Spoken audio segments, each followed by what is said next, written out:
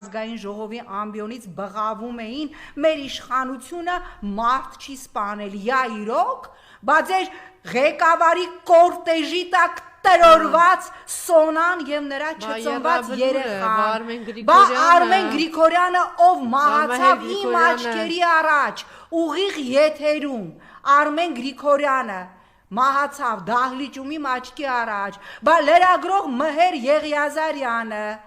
բա այն Եղեգնաձորցի գնդապետը, որին ըստ բազմաթիվ հրապարակումների ծեծին ուղղակիորեն մասնակցել է Վայոց ձորի նախկին մարզպետը